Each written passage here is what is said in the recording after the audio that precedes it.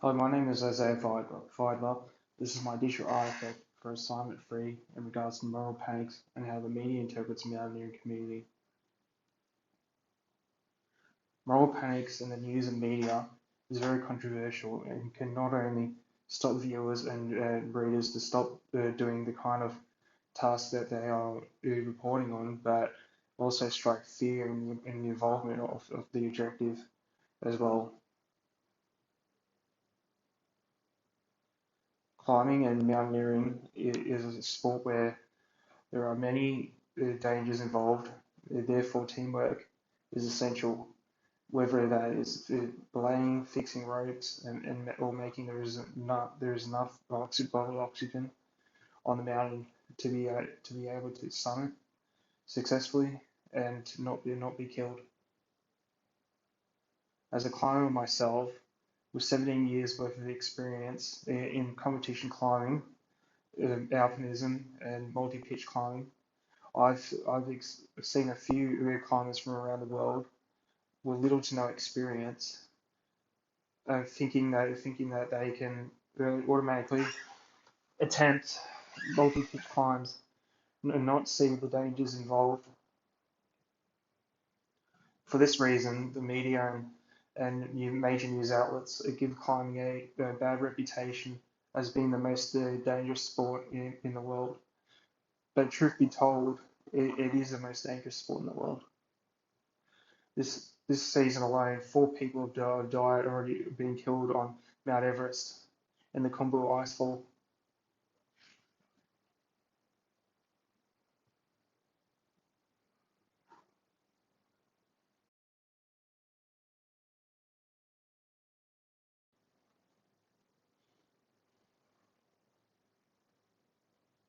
Moral panic is an excellent example of the dangers involved in mountain climbing, not only the sport itself, but also the logistics involved. For example, Sherpas earn 5,000 US dollars for a 4 month expedition, yet they battle through the pain as the country of Nepal is quite poor and they need the money to provide for their families.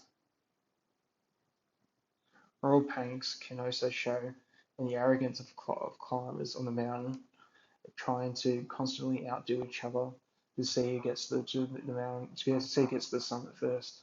And when that happens, deaths occur, and also the bad reputation of mountaineering it ends up on the news.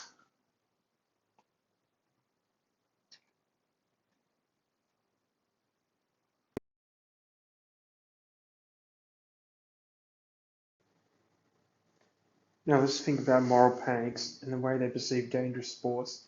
If there is a major news and media outlet only choosing to show the danger involved in mountaineering, then it might stop people from attempting such an ambition, but not necessarily. Recently, the Australian Broadcasting Corporation, or ABC for short, has reported on a mother and daughter who who summited both the tallest and 4 foot tallest mountains in the world, Everest and Lhotse. The daughter who broke a record has the youngest Australian female to summit both mountains,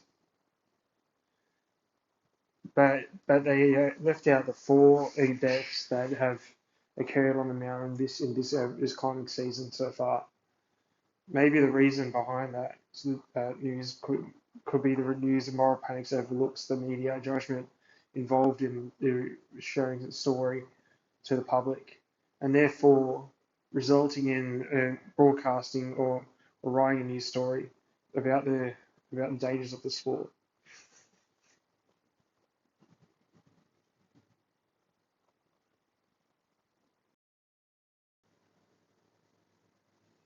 The term "fake devil" is described as someone belonging to an outcast community, not necessarily being a safe person to be around. That means that could mean an illness upon them which they are suffering from, or even someone reckless, for example, a climber with little to no experience on a mountain. It is the definition of the fake devil. It's described in Stanley Gohan's thesis, Fake Devils and Moral Panics. The media often uses fake devils to put fear in the audiences, and if that means a mountaineer can be a fake devil, the news outlets can see themselves as successful within the public opinion.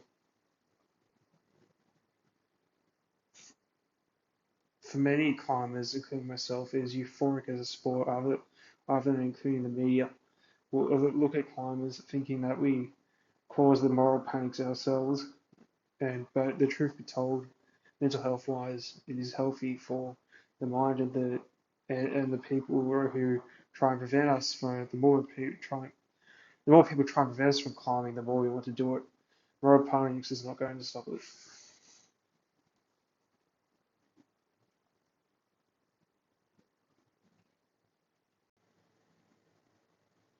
Expedition operators, Sherpas, and porters have developed more safety protocols over the past 20 years, although that isn't a guarantee of complete safety on the highest mountains.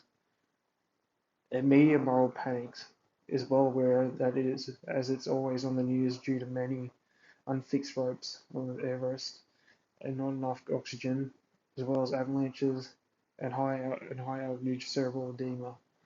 There are incidents where climbers above 8,000 meters have taken all of their clothes off because they're feeling hot, and yet it's their mind fooling them. As a result, they die of hypothermia. Yet again, news outlets show that form of moral panic in the media.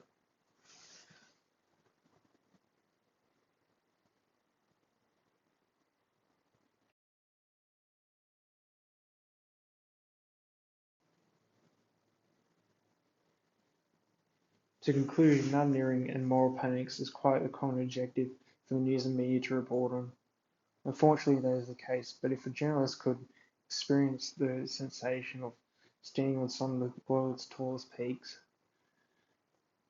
then there could be a change but only if there could be a change of mind, but only if they reach the top.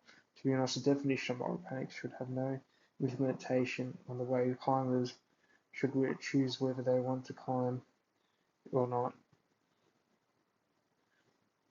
But now that there are commercial operators who are helping amateur climbers reach the top of the world's tall summits, and that will mean moral panics will get more and more common.